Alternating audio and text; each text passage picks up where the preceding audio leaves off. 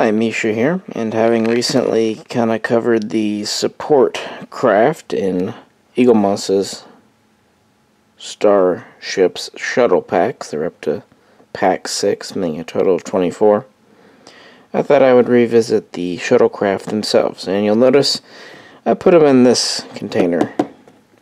It's an art supply thing from somewhere. I got tired of these falling off the simple little pedestal stands that they come with. None of them had broken because they didn't have far to fall, but I decided to just use this, put a little foam in each pocket so they wouldn't rattle around.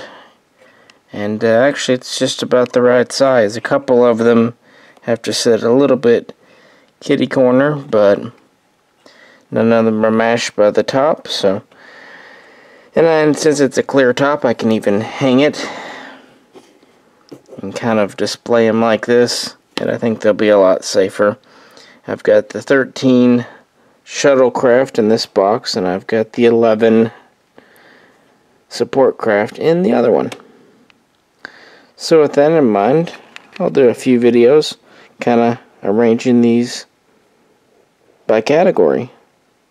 So let's get started. This one will probably be a shorter one than the first one, which is kind of fitting considering it's on the Shuttlepods, and we just have 2. It's really all we ever see in the series. This is the Type 15 Light Short Range Shuttlepod, and this is the Type 18 Medium Range Shuttlepod. And just for comparison, I kept the NX era Earth Shuttlepod out because even though it's much larger, it's kind of the progenitor of having a sub-light cargo. And that's basically what the Type 15 was meant for. It was a simple, small, lightweight, inexpensive cargo conveyance to transport from ship to ship, ship to station, or ship to planet, vice versa. It was not really capable of going much further than maybe the neighboring planet. It was a small little guy at just 3.6 meters, and it weighed in about 0.86 tons. These are not considered warp engines, they're considered impulse nacelles, which I'll kind of buy because they don't have Bussard collectors and they do look a little different. It was capable of doing about 12,800 miles per second maximum. It had a standard crew of 1,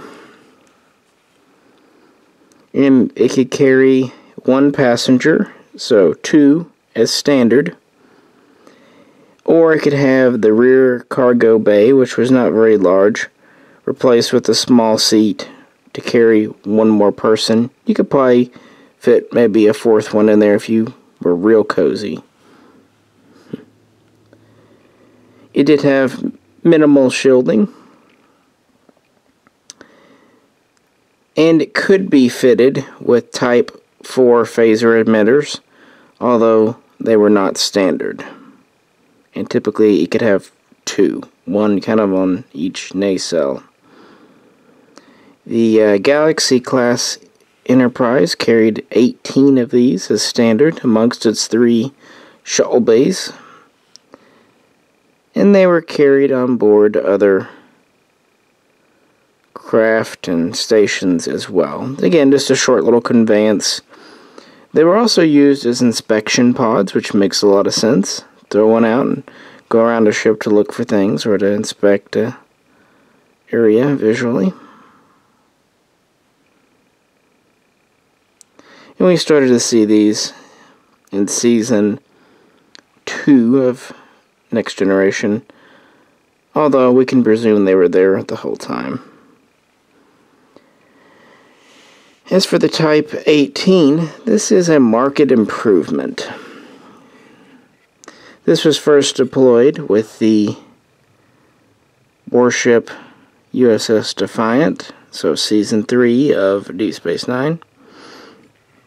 It's still a shuttlepod. A little bit bigger though. We're at 4.5 meters, and we weigh about 1.12 tons. Maximum sublight speed is 16,700 miles per hour, so we're a little faster.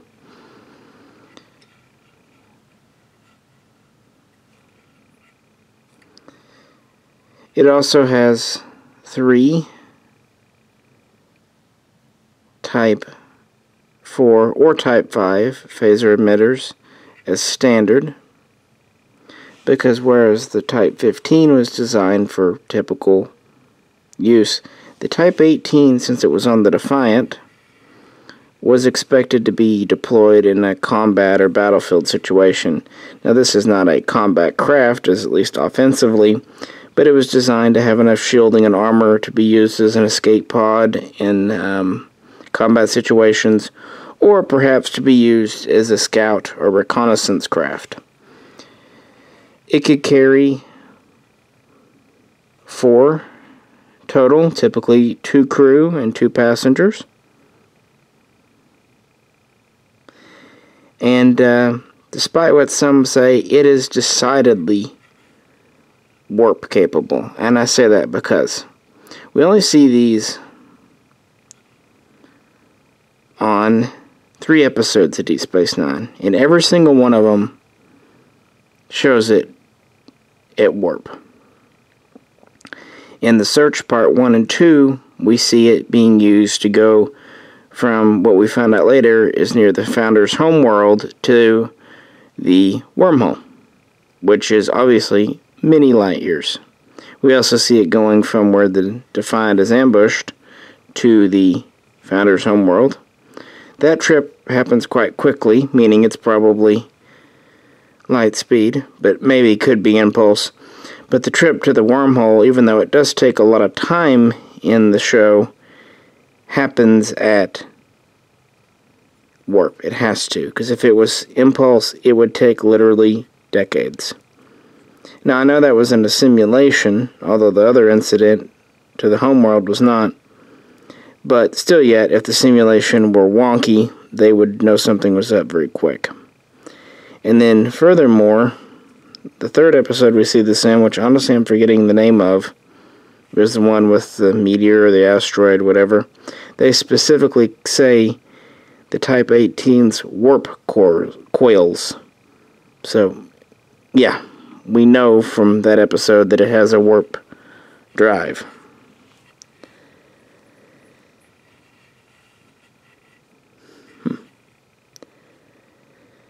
And which makes sense considering it is quite newer. Now I would imagine, based on what we see, the warp is probably pretty limited.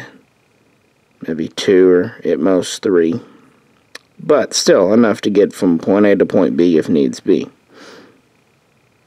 So yeah, it's a little bit bigger. And holds an extra person or so. And it is armed. Now, from a real-world standpoint and these models, the reason they made the Type 15 is so they could have a small, easy-to-use shuttle set on board the show. Makes perfect sense. And the reason Starfleet had it too was to have an inexpensive, easy-to-maintain craft.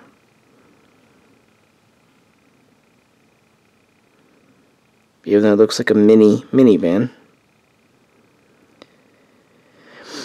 And the reason for the Type 18, they designed it so they could use the same internal set as the Type 15.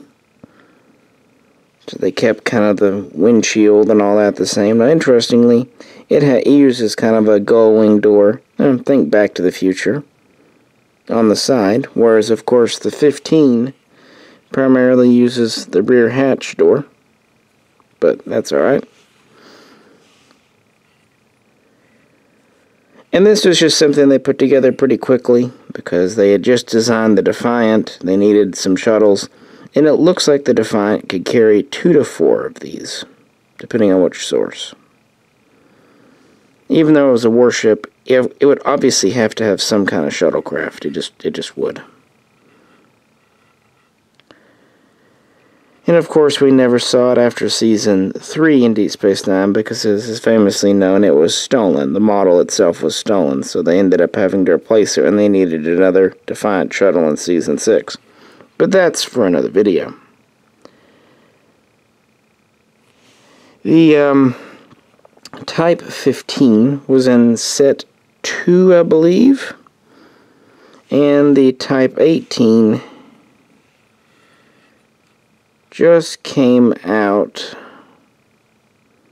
I can't remember if it was Set 5 or 6, but I remember I waited on it for a long time. It was on the pending list for a very long time. I just thought it was interesting. It's kind of a departure from the minivan. It definitely has some Defiant aesthetics going on the back.